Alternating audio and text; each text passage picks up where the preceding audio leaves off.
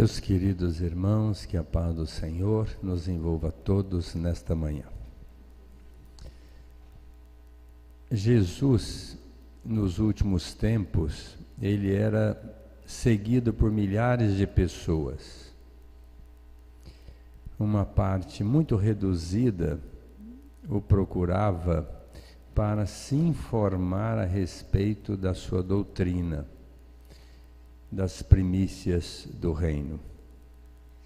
Uma outra parte, a maior parte, buscava algo que partisse de Jesus e pudesse atender às suas necessidades físicas, psicológicas e até espirituais.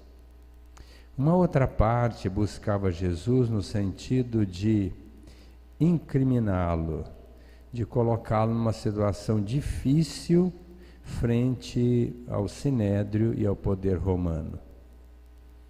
De tal forma que, nos últimos tempos, milhares de pessoas envolviam Jesus. E num certo dia, ele foi convidado por um fariseu, um judeu, para cear na sua casa. E lá, em chegando, ao sentar à mesa com seus discípulos, Jesus, percebeu que Simão, o anfitrião, já fazia uma elucubração mental. Este, referindo-se a Jesus, não é o Messias, porque se o fosse, teria lavado as mãos antes de sentar à mesa, conforme os ensinos de nossos patriarcas. E Jesus, que tinha capacidade de penetrar nos pensamentos das criaturas, disse para ele: Simão, você me faz lembrar Isaías, um profeta, referindo-se a Deus. Ele disse assim: vocês me louvam com os lábios, mas me têm muito longe do coração. Porque você está fazendo referência a um dogma humano que vocês levam muito a sério. Eram mais de 600 dogmas ortodoxos que os judeus tinham que seguir no sentido de acessar os mundos celestes. Enquanto que vocês não respeitam a lei que é de Deus. Como, por exemplo, vocês não honram os seus pais e suas mães.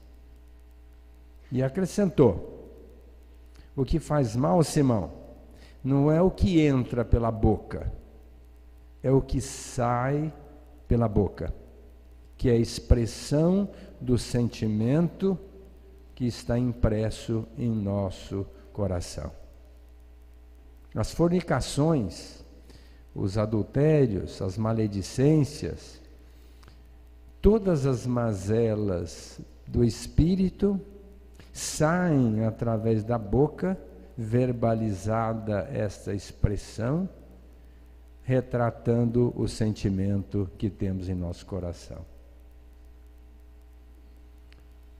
Jesus, também envolvido com aquelas criaturas, num certo momento, muitos pais, acompanhados de suas crianças, queriam tocar Jesus, para extrair dele alguma energia, para atender as crianças, os filhos que estavam ali. E era uma algazarra muito grande, a ponto de incomodar os discípulos, que foram logo afastando aquelas pessoas. Segundo o relato evangélico, isto aborreceu muito Jesus. Não a algazarra, nem o aglomerado de pessoas, mas a atitude infeliz dos discípulos que estavam afastando ali aquelas pessoas. E disse a eles: se vocês quiserem deter o reino dos céus, tem que se assemelhar a estas crianças. Portanto, deixai vir a mim os pequeninos. O que Jesus estava querendo dizer com esta afirmativa? Que nós precisamos nos assemelhar, não é ser igual, nos assemelhar à criança, que sempre é um retrato de simplicidade, de humildade, de pureza, de indulgência, de abnegação, de tudo que há de bom no comportamento humano. É evidente que a criança depois vai crescendo e vai pegando alguns maus costumes. Por duas razões. Uma delas é que nós ensinamos as crianças a serem erradas, a cometerem absurdidades. Com os nossos exemplos. Porque nós mentimos, falamos mal do outro, temos algumas atitudes infelizes e as crianças absorvem tudo. E segundo, as crianças vão crescendo e vão reavendo o patrimônio espiritual que está arquivado no inconsciente para, na adolescência, praticamente assumir o programa que foi feito no mundo espiritual. Portanto, nós devemos educar nossas crianças em tenra idade, principalmente falando do Evangelho, falando de Jesus, enaltecendo um comportamento equilibrado da criatura. Outro dia, uma senhora trouxe uma criança para falar comigo de 9 anos. E ela disse: doutor, eu trouxe aqui para evangelização para ver se meu filho toma jeito. Tudo bem, nós fazemos o que temos que fazer. Mas eu perguntei: você tem vindo ao centro? Não, doutor, estou vindo agora pela primeira vez. Você tem uma religião? Ah, sim, minha religião até então era X. Mas você é igreja? Sim, não, doutor, bem da verdade não. Então eu fico pensando, a criatura perdeu a chance de educar aquela criatura em tenra idade, porque a personalidade da criança se forma em 50% aos 3 anos de idade e 75% aos 5 anos de idade. Então imagine que a criança é uma esponja que a gente tem que impregná-la com informações boas, porque as crianças as retêm, as informações, em totalidade. Então, por isso Cristo disse que a criança, na primeira infância, em tenra idade, ela é muito dócil, ela é muito simples, é muito mansa, ela perdoa, ela tolera. E se nós quisermos trazer para dentro de nós o reino de Deus, porque o reino de Deus não está lá, segundo Jesus, está dentro de nós, nós precisamos ter, acima de tudo, doçura, mansuetude, simplicidade, humildade, amor no coração. E a gente começa tudo isso através de uma informação, de uma intelectualização, via mente, via pensamento. Emmanuel, mentor de Chico Xavier, ele foi questionado por um amigo no plano espiritual. Vocês aqui não têm algum livro, alguma obra que possa servir para os irmãos encarnados lá na Terra? Ele disse: olha, tem. Nós temos aqui uma cartilha que nós passamos para os nossos irmãos que vão reencarnar, que se chama Pensamento e Vida. E não daria para você escrever lá para eles, através da psicografia, esta obra? Sim, sim, lógico dá. E Emmanuel escreve, através de Chico Xavier, esta cartilha para nós, com o mesmo nome, que é um livro fininho, pequenininho, chamado Pensamento e Vida. Dizem que os grandes perfumes estão nos pequenos frascos, não é? Não é verdade. Os grandes perfumes estão nos grandes frascos e nos pequenos. Só que se colocar nos grandes, ele não dá conta de comprar, não é? Por isso é que fala que estão nos pequenos frascos, já dividem para a gente poder adquirir o perfume. Mas se nós quiséssemos fazer uma analogia com esse refrão, com esse populismo, nós poderíamos dizer que este livro, embora muito pequeno, tem um perfume imenso no seu conteúdo, que é um ensinamento que nos foi dado antes de reencarnarmos e que foi repassado para nós, agora de novo, através da psicografia de Chico Xavier. Emmanuel detalhou coisas maravilhosas a respeito da nossa mente, que nós vamos aqui fazer um apanhado sucinto, porque depois vocês podem adquirir o livro, estudar em casa, que vale a pena, que é uma cartilha. Cartilha é aquele livrinho que a gente tem que seguir, não é?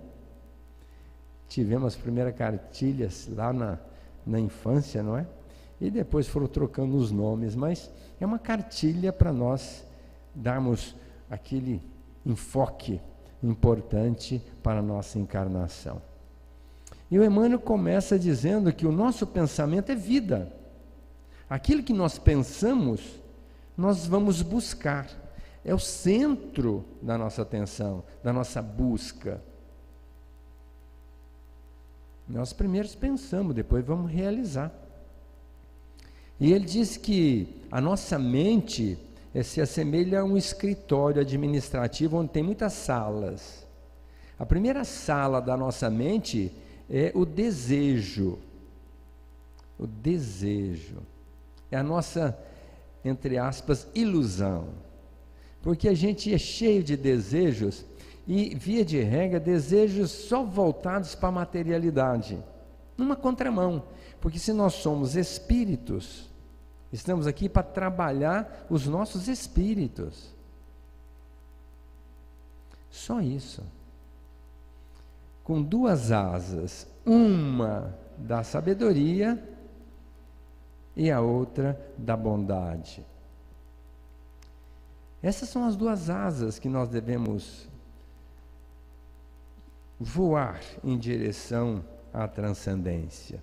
Buscar a bondade, ser bom para com os outros e ter a sabedoria. Porque imaginemos nós numa viagem e chega um momento que a gente está cansado e perdido, não sabemos onde nós estamos, nem se nós vamos chegar lá. E a gente chega debaixo de uma árvore, nos refrescamos, meu Deus, que delícia, encontramos um poço de água, nos dessedentamos e ficamos aliviados em primeira instância. Mas depois surge um questionamento, mas como é que eu faço para atingir o meu objetivo? Que caminho eu devo seguir? E não tem ninguém ali para dizer para nós. Aí surge novamente uma angústia. Será que eu vou encontrar nessa caminhada novo poço de água? Até que eu logre o benefício de atingir o meu escopo, o meu alvo? É um questionamento. Não tem quem nos oriente que caminho seguir, o que encurtaria, logicamente, a distância, a nossa angústia e até o nosso sofrimento. Mas vamos imaginar que nós chegamos num determinado momento, encontramos alguém e perguntamos: você tem água? Se não, não tem. Estou morrendo de sede. Não, não tenho água. Mas estou buscando atingir esse lugar. Você pode me orientar? Sim, lógico, é aqui. E orienta a criatura. Mas surge novamente a angústia, eu já estou com muita sede, será que eu vou conseguir chegar lá desidratado, sabendo que a caminhada é longa? Então, este exemplo se assemelha às duas asas com as quais nós devemos envolver o nosso espírito para essa jornada, para essa caminhada. A bondade se assemelha à água que nós encontramos debaixo da árvore. E a sabedoria é a orientação que nós recebemos daquela criatura que está à margem do caminho. Sem a bondade, nós não vamos chegar. E sem a sabedoria, também não. Por isso nós devemos estar sempre cuidando da nossa mente. As nossas ilusões, os nossos anseios, as nossas buscas, os nossos desejos, é que geralmente nos comprometem. Porque a gente quase sempre tem uns desejinhos maluquinhos. A criança, quando nasce, o que nós desejamos? Que ela seja bonita, que ela seja maravilhosa, que ela seja inteligente. E daí não fazemos mais nada para fazer com que aquela criança seja pelo menos maravilhosa. Porque às vezes nem bonitinha é, não é? E às vezes nasce com defeito. E a gente, meu Deus, quando a gente deveria ser, não. É o Espírito que veio, é Ele que eu tenho que ajudar, está na minha trajetória e, portanto, eu vou cuidar. Com o mesmo zelo que eu cuidaria de uma outra criança, entre aspas, normal. Mas os nossos outros desejos são às vezes complicados, a gente volta muito para a matéria. Às vezes em áreas que vão depois nos complicar. Tem uma história interessante, mitológica, de Ulisses, que foi um guerreiro na guerra de Troia, e ele venceu a guerra. E depois ele quis se presentear com uma passagem a uma ilha onde tinham as sereias que cantavam, e ele era totalmente envolvido com o canto das sereias. A sereia, esse ser mitológico, hoje, para nós outros, é um rabo de peixe e um corpo de mulher. Mas, à época, a sereia era um corpo de mulher, mas da metade para baixo era uma ave de rapina, com asas grandes e uma garra afiadíssima para pegar a presa e consumi-la. Então ele pensou em dar aquele deleite para o seu espírito. E buscou uma sensitiva, uma médium, chamada Cirne, e disse para ela do seu anseio. Ela disse assim, não vá. Mas como? Por que não? Porque você vai morrer. Disse, não, de jeito nenhum. Eu sou um guerreiro, mas você vai morrer porque as suas garras são afiadíssimas e você vai morrer nas suas garras. Mas eu sou um guerreiro, eu venci uma guerra, eu tenho artimanha bélica, eu sei como combater o inimigo. Pois então, não vá. Apenas com duas condições você poderá ir, desde que você se submeta. Então me diga, lógico que eu quero descer na ilha das sereias. Então você peça os seus soldados para colocar uma cera no seu ouvido, no ouvido do soldado, e amarrá-lo ao mastro do barco. Do momento que você fizer isso, você pode ir lá para a Ilha das Sereias. E ele pensou, não, tudo bem, os soldados vão ficar com a cera no ouvido, não vão ouvir, mas é problema deles. Eu vou poder ouvir? Sim, você vai poder, mas você tem que estar amarrado no mastro do barco. Não, nenhum problema. E deu a ordem aos soldados. E eles cumpriram regiamente. E o barco encaminhando no sentido da ilha. Quando se aproximou, as sereias cantando aquele cantar inebriante, envolvente como o do nosso coral, que aliás está cada vez melhor, não é? Hoje com menos pessoas, mas conseguiram vencer a limitação do número, dando um recado maravilhoso para nós. E então ele se envolveu com o canto, e aí ele quis descer para estar com elas. Logicamente, metade corpo de mulher. E ele queria estar com as sereias. E gritou aos soldados, me desamarrem, me desamarrem. Logicamente que eles não escutavam. E o barco está chegando e já passando. Ele tentou se desvencilhar do mastro onde ele estava amarrado e também não conseguiu, porque estava muito bem amarrado. E aí a frustração de não descer na ilha das sereias. Mas em compensação, chegou à sua terra são e salvo. O que significa essa história? Que nós não deixamos envolver pelas ilusões, pelos chamamentos, pelas seduções, pelos nossos desejos.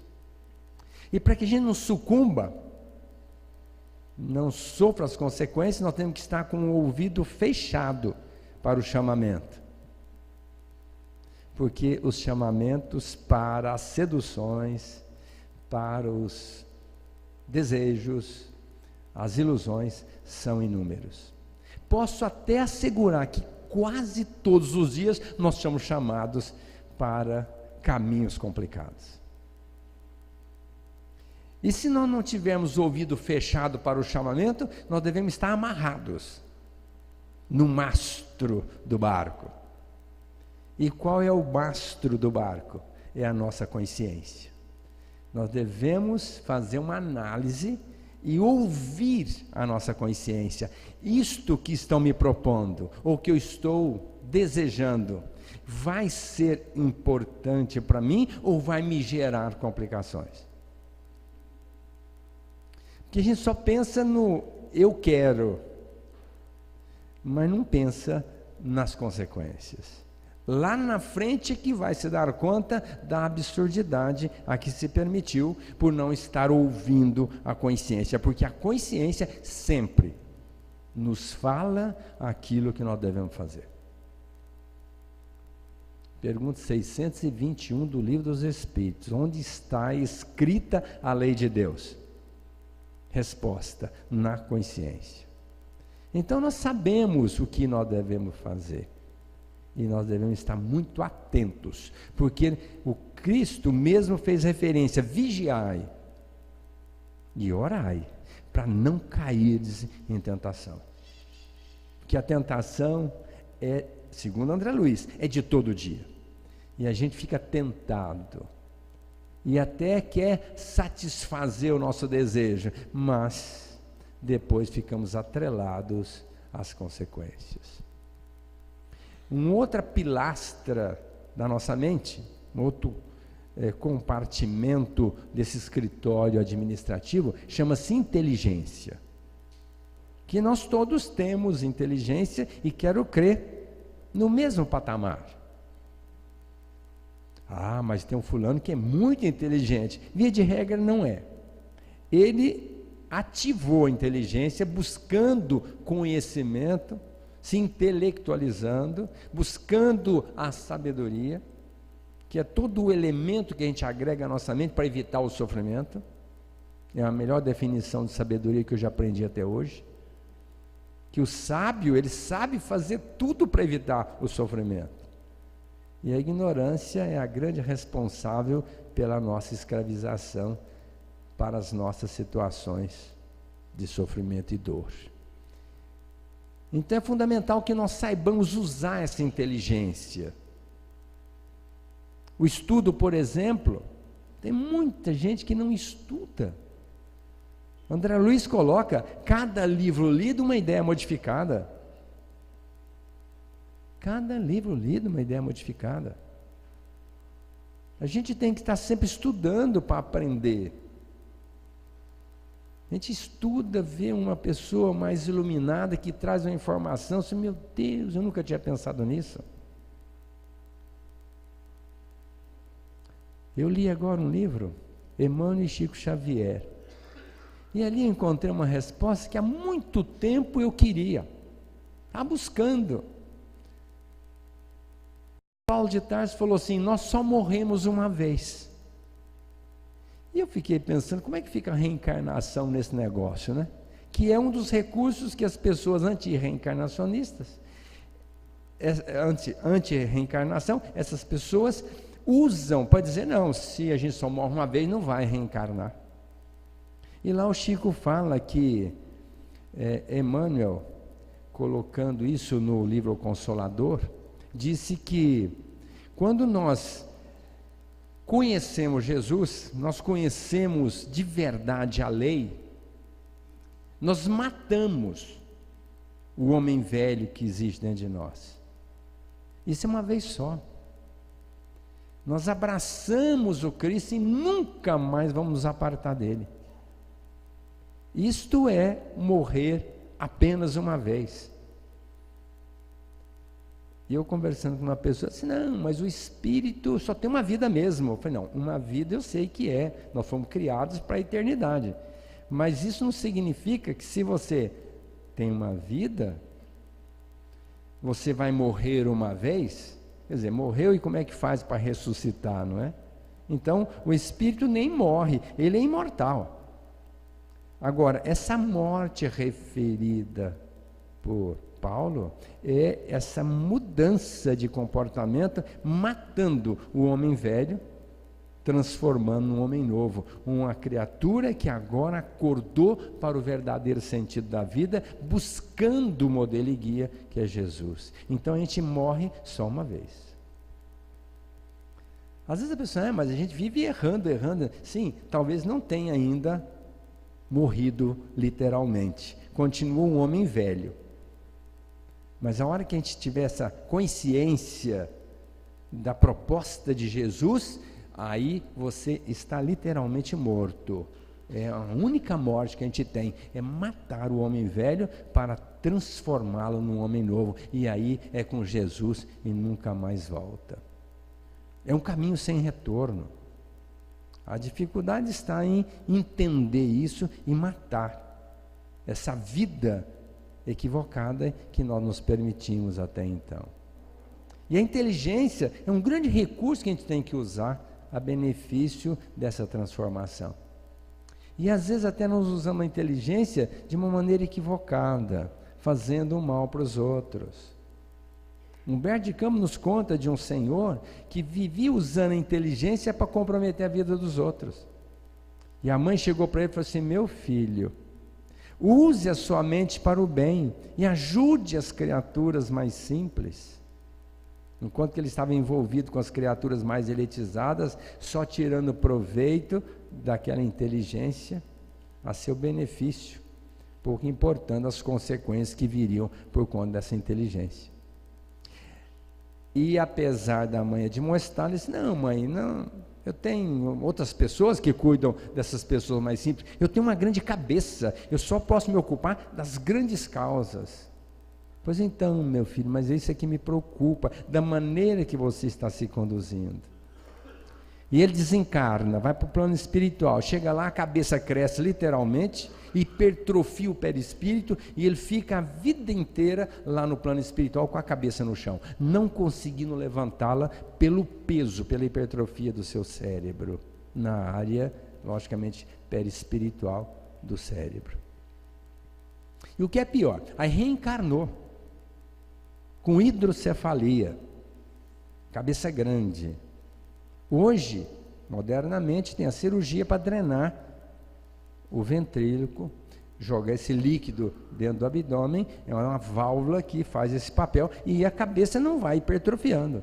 Mas antigamente não tinha esse recurso e a cabeça ficava muito grande. Eu conheci um menino que nasceu, ficou no berço, a cabeça dele, na época que eu conheci, dava mais ou menos 2 bolas de basquete, cabeça muito grande, ele não conseguia levantar a cabeça do berço, e a mãe não conseguia tirá-lo do berço, porque ela não suportava o peso daquela criatura, e ela ficou uma vida no berço até o seu desencarne. Consequência, logicamente, de um mau uso da inteligência.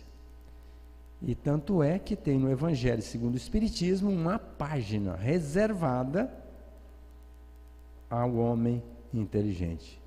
A missão do homem inteligente na Terra.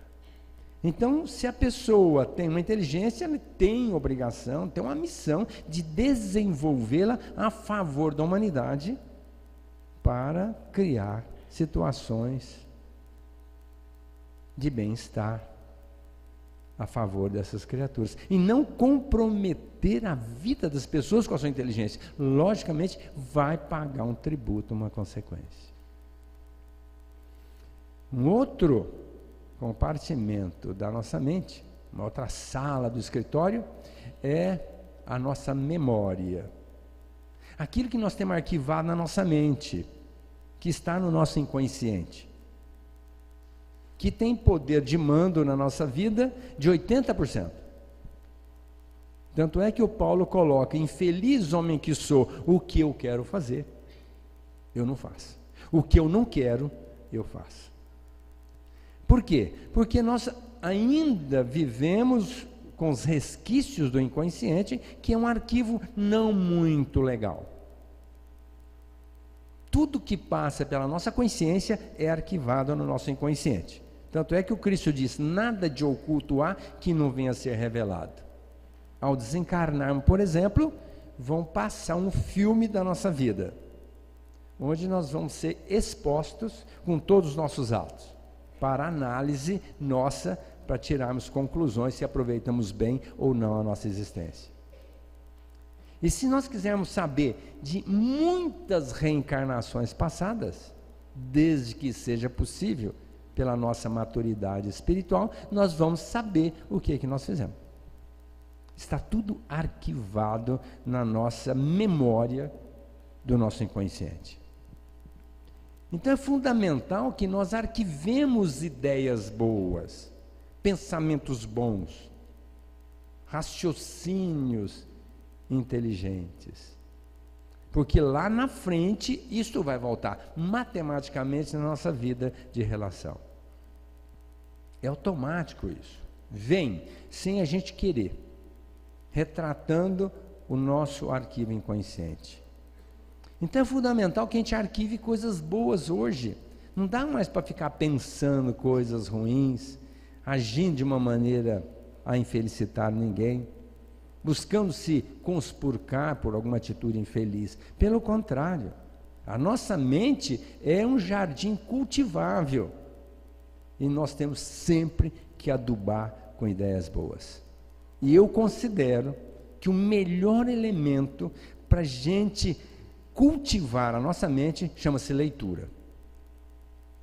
É fundamental que a gente leia boas obras, evidentemente. E isto a doutrina espírita tem em mancheias. Só de Chico tem quase 500 obras. Sabe o que é 500 livros? Todos voltados para nos ensinar. O Chico disse certa vez que ele é uma parede velha, já estava quase no final da existência aqui, ele disse que se assemelhava a uma parede velha, onde pregava os ensinamentos de Jesus. Estão ali na vida do Chico os ensinamentos do Cristo, na vida dele, nos livros dele, estão ali todos os ensinamentos de Jesus. Agora nós precisamos ir na parede velha, entre aspas, né? Como ele se achava fisicamente, não espiritualmente, ir nessa parede velha e buscar os ensinamentos de Jesus, para enriquecer a nossa mente. Antônio Carlos e Jadir, se preparem, porque todo mundo vai passar na livraria e vai levar 10 livros para casa, um por mês, aliás 12, né? Um por mês. A gente tem que ler, a pessoa não... Minha mãe teve 9 meses de escola, semi-analfabeta, mas ela me falou desde moleque: Aguinaldo, nem que seja um pedaço de jornal velho caído no chão, você tem que ler, que ali alguma coisa você vai absorver. A gente tem que ler, buscar, tem milhões de livros, nós temos até biblioteca aqui de graça, quem não tem dinheiro para comprar livro não é desculpa, nós temos uma biblioteca, não sei com quantos mil livros, para emprestar. Agora ler, precisa ler. Um outro compartimento da nossa mente chama-se entendimento. Como é fundamental a gente entender as coisas. Por isso que Jesus diz: veja com o olho de ver, ouça com o ouvido de ouvir. Ah, eu entendi. Entendeu nada. Eu viu nada. Viu com os olhos e ouviu com os ouvidos da carne, mas não depreendeu. com os ouvidos e os olhos da alma. O quanto é importante nós valorizarmos a nossa atual encarnação. As pessoas que estão conosco, cuidar delas. Todas que vieram conosco, é obrigação nossa, é um simples dever, como disse o Orso aqui na terça-feira, é um simples dever cuidar dessas criaturas. E bem, bom para nós, porque se não cuidar e abandonar, segundo o nosso Emmanuel, ele diz que a nossa felicidade está no dever cumprido. Quanto mais nós cumprimos nosso dever, qual seja, maior a nossa felicidade, mais próximo nós estamos da felicidade plena. Nós tem que cumprir o dever, e a pessoa está sempre deixando o dever para lá, dever para lá. Nós estamos aqui numa casa espírita, todo mundo tem dever para com essa casa, só de entrar naquela portinha lá já se comprometeu, dever para com a casa. Essa casa aqui é de Jesus. Há alguém que diz assim, é o centro do Aguinaldo, né? Meu Deus do céu, o centro não é meu não. Eu e o Dorival, Tereza que está ali, tivemos a felicidade de há 30 anos atrás ter a ideia de construir essa casa, e trabalhamos junto de muitos amigos e construímos uma casa, mas não é centro nosso não, isso aqui é casa de Jesus. Todos nós temos uma obrigação para com a casa. Estamos aqui sustentando o trabalho da casa. Ou a gente entende isso ou está totalmente equivocado. O trabalho que acontece aqui é de responsabilidade de todo mundo.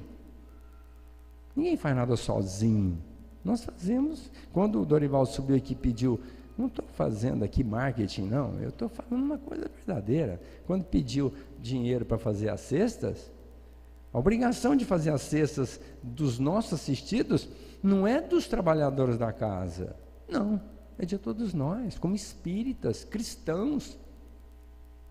O Pedro foi um exemplo disso, ficou na casa do caminho cuidando daquelas criaturas sofridas. A Maria de Magdala foi outra. Então, quando alguém chega aqui e pede comida, nós temos que dar comida, e cada vez aumenta mais, ultimamente. Então, quando a gente pede, traz aí 1 quilo de alguma coisa, é dever nosso. Aliás, diz o André Luiz, simples dever, de contribuir para minimizar a dor do outro. Então, nós estamos comprometidos. Esse é o entendimento. Estamos comprometidos com Jesus. Nós temos que conhecer o Evangelho dele, para vivê-lo junto das pessoas que estão conosco. Eu nasci assim, vou morrer assim. Está totalmente equivocado, não entendeu nada. Nós nascemos de um jeito, temos que desencarnar muito melhor. Ainda bem que nós temos essa doutrina espírita, que eu considero um tesouro. Se eu tivesse um termo mais apropriado, eu iria colocar, mas não tem. É um tesouro na nossa vida, não tem preço. Martins Peralva coloca, nós somos milionários pelo Espiritismo. Por quê? Mostra o que é a vida. Nós não estamos equivocados nem enganados diante da nossa existência. Então nós temos que entender o que nós estamos fazendo aqui. Ou melhora, ou melhora. Outro dia eu falei que Deus não ama a gente, não é?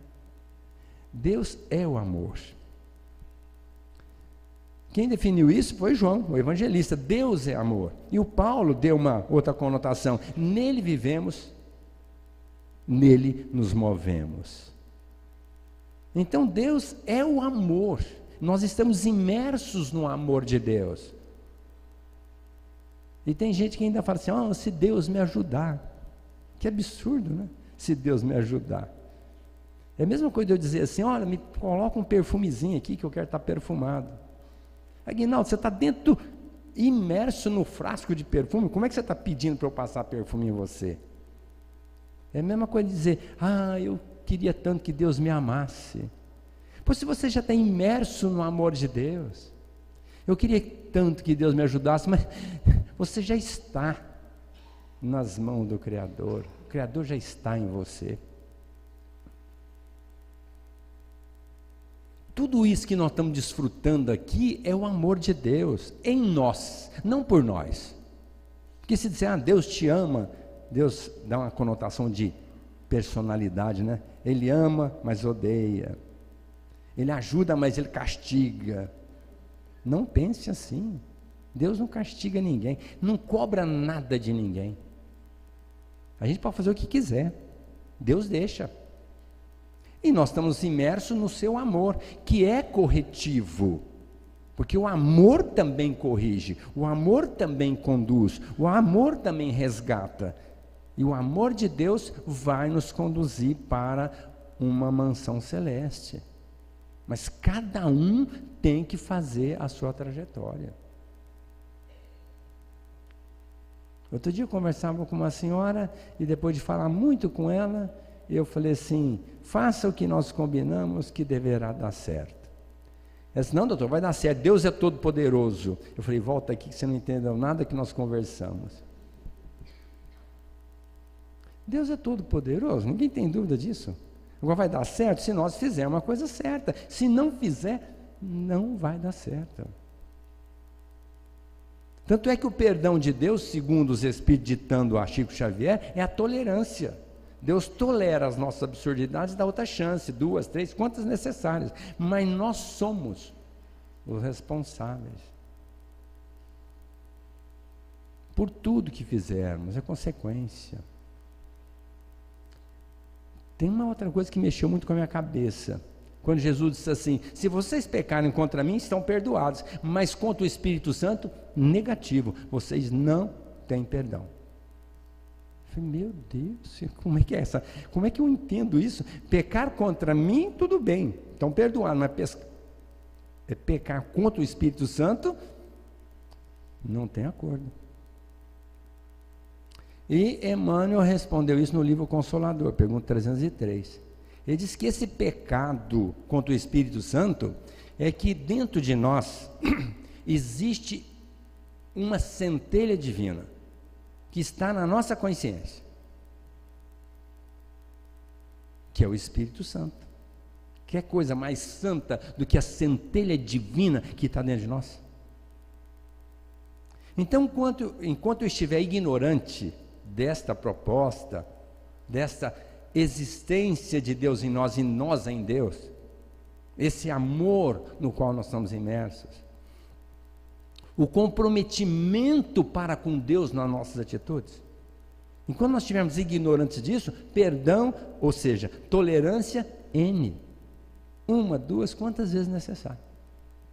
Mas se nós tivermos essa consciência e fizermos deliberadamente, porque nós queremos fazer por revolta, por não aceitar aquilo que a nossa consciência está dizendo, responsabilidade nossa. Portanto, quanto mais conhecer, mais responsabilidade. E o Cristo disse isso, será exigido mais a quem mais se der. Então nós espíritas, é complicado eu colocar isso, mas nós temos mais responsabilidade do que os nossos irmãos de outras religiões. Vai pesar mais na nossa balança, na nossa consciência, os nossos atos. Porque se a gente vai fazer uma coisa errada, que a nossa consciência está dizendo, nós temos convicção plena de que isso não pode fazer. Porque ainda tem religião, sem fazer crítica, eu estou apenas fazendo uma análise, que faz uma confissão e está perdoado.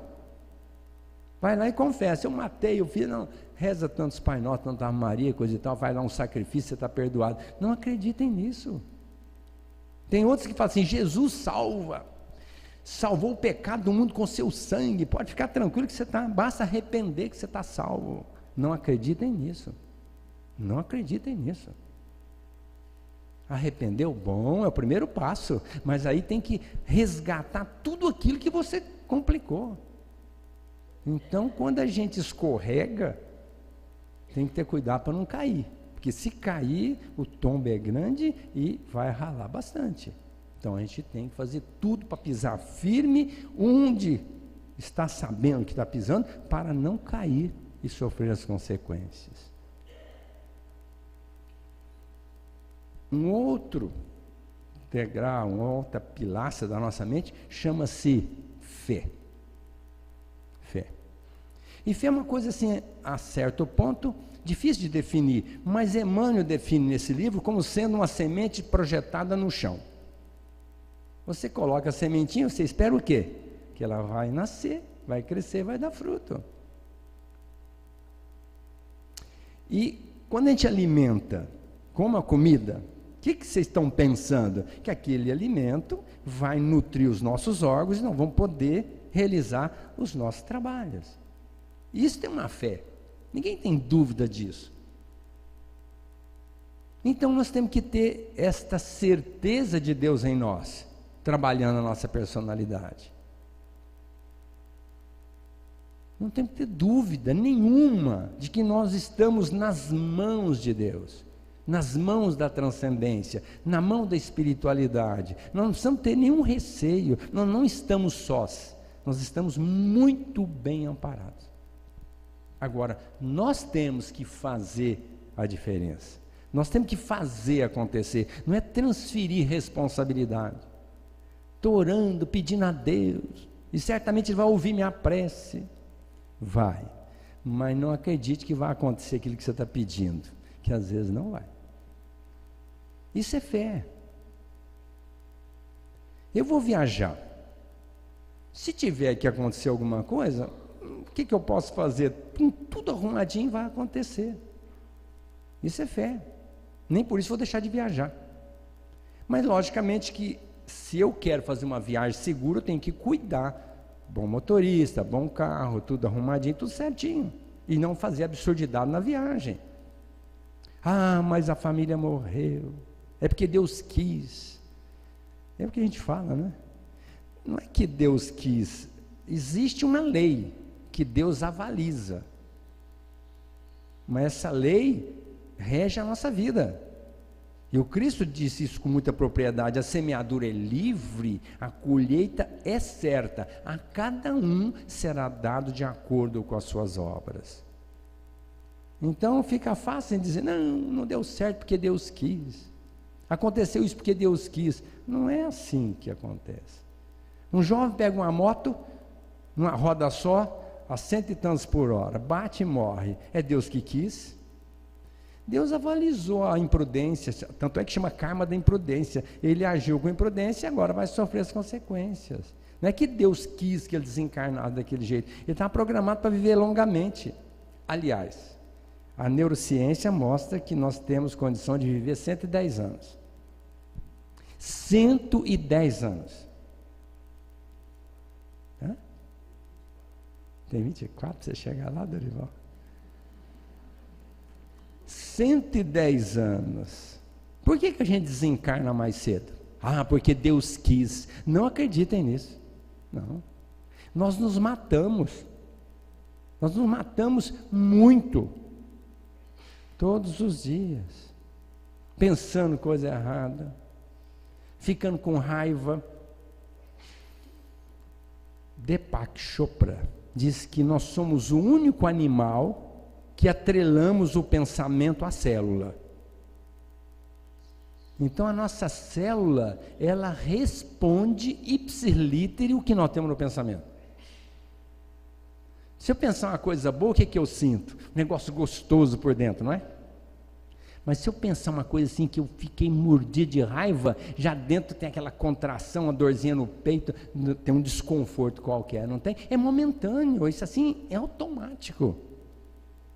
Então nós temos que usar bons pensamentos para que as nossas células respondam muito bem. Estou maluco de vontade de ler um livro que saiu agora, que chama Doenças Autoimunes, que a minha mulher é psicóloga, está lendo e disse, Aguinaldo, é ótimo.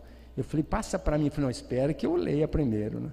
Então estou esperando que ela termine logo para eu ler esse livro. Doenças autoimunes são doenças criadas pela nossa mente.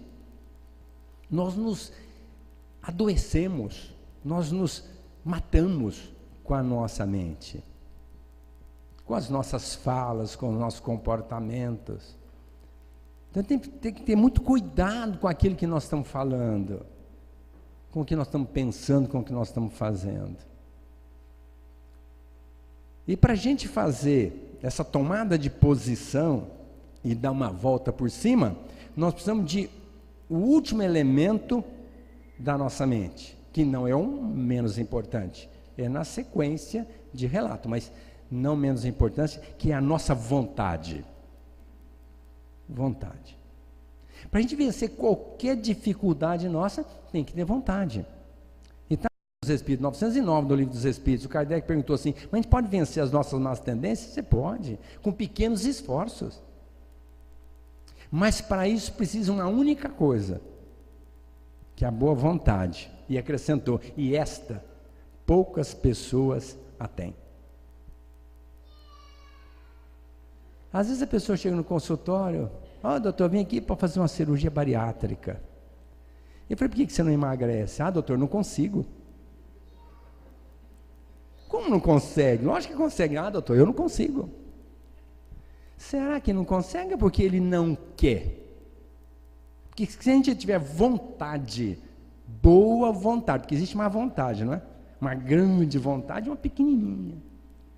Então os Espíritos disseram a Kardec: a boa vontade, que pouca pessoa tem, resolve toda a nossa problemática. Não consigo parar de fumar. Lógico que consegue. Eu fiz uma palestra há uns anos atrás, lá em Monte Aprazível, falei sobre tabagismo. E eu coloquei isso, que essa frase não existe: eu não consigo. Lógico que não existe. Consegue sim. E uma moça que estava no plenário disse: o Aguinaldo não é fumante, porque se ele fosse, ele não falaria isso. Passado um tempo, eu estava no Michelangelo, o Sérgio Felipe veio aqui fazer uma conferência, eu fui assistir, e ela me abordou dizendo: Aguinaldo, você não deve lembrar de mim, mas você lembra daquela vez que você foi lá em Monte... Sim, lembro, lógico. E você falou que a frase não consigo não era verdadeira em se tratando do tabagismo. Lembro, lógico que lembro. Falei e continuo falando. Depois então, eu fui para casa e eu pensei que você estava chutando o pau da barraca, porque você estava falando uma absurdidade. Mas eu fiz um certo esforço num desafio que você disse. E você acredita que eu parei de fumar? Eu falei: lógico que eu acredito. Você também teve boa vontade para que isso acontecesse. Quantos jovens estão hoje na droga que não param porque não têm vontade de parar? Quantos que estão jogando não têm vontade de parar de jogar? Quantos que estão no sexo em desalinho e não têm vontade de parar? Quantos estão na corrupção? Eu não consigo deixar de ser corrupto. Não, consegue, lógico que consegue. É só ter vontade. Mas não tem, continua corrupto. Eu falo mal dos outros, barbaridade. Para de falar: eu não consigo. Você não tem vontade de parar de falar mal dos outros, porque se tiver vontade, você para. E assim, nós todos temos as nossas más tendências, e para vencê-las, nós temos que ter muito boa vontade. Consubstanciada em duas situações. Uma é a razão e a outra é o bom senso. Lógico que eu não vou ter vontade de ser cientista da NASA, nenhuma chance. Não, mas eu tenho vontade de ser cientista da NASA. Meu Deus, maior porcamente você faz medicina, vai querer ser cientista da NASA. Então não adianta nem eu ter vontade. É o bom senso, não me leva a querer ser cientista da NASA, nem um pouco, porque eu sei que nenhuma chance. Talvez em algumas encarnações para frente eu até possa lutar por isso, mas agora, nem pensar. Mas nós temos convicção plena de que nós podemos, com a boa vontade, vencer as nossas compulsões. De comer muito, de beber muito, de falar muito mal dos outros e assim por diante, porque nós temos uma série de mazelas. É só batalhar em cima disso. Boa vontade, que a gente tem que desenvolver, de fazer as coisas, porque quem quer, arruma um jeito, quem não quer, arruma uma desculpa. Eu não consigo, é muito difícil, mas por quê? A pessoa não quer mudar, não quer batalhar por aquilo. A gente consegue, principalmente quando a gente conspira a favor de coisas boas, o plano espiritual dá uma retaguarda muito grande para a gente. Então a gente tem que esforçar. Bom, chega, né? O tempo não nos permite continuar. Eu quero dizer que a nossa mente é vida. Vamos pensar coisas boas. Vamos trabalhar nossa mente. Porque a gente sabe que Jesus é o maior terapeuta que existiu no seio da terra, com todo respeito aos psicólogos, psicanalistas que estão aqui no plenário. Jesus foi e será sempre o maior psicólogo a conhecer a nossa problemática e dar resposta. Eu vim para que tenhais vida, e vida em abundância. Eu sou o caminho, eu sou a verdade, eu sou a vida. Ninguém vai ao Pai a não ser por mim. Portanto, Senhor Jesus, enquanto a terra luta, sofre e não descansa, e o homem atribulado se exaspera, guardamos-te a vida e a presença na lembrança, cantando o teu Natal perante a nova era. A tua proteção é luz que não se altera, no tempo que se foi, no tempo que se avança. Cada hora contigo é nova primavera, em florações de fé e lauréis de esperança. Glória a Deus nas alturas, canto inesquecível. És tu, mestre do bem, que te abaixa de nível, trazendo a paz, a esperança e o amor aos tutelados teus. Agora, embora haja prenúncio de guerra, nós te amamos, Senhor Jesus, acima das armas da terra, procurando contigo a integração com Deus. Muita paz.